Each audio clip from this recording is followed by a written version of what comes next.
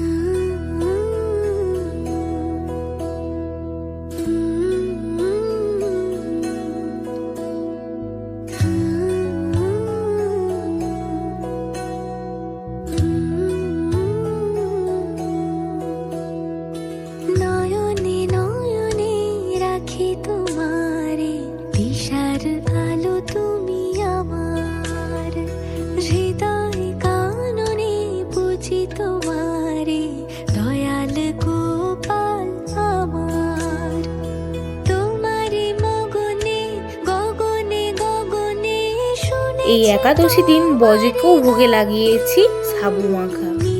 খুবই অল্প আয়োজনে আজকে দুপুরের ভগবানের সেবাটা সেরে ফেললাম।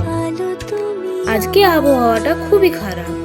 আজকের মতো ভিডিওটা এখানেই শেষ করছি। রাধে রাধে।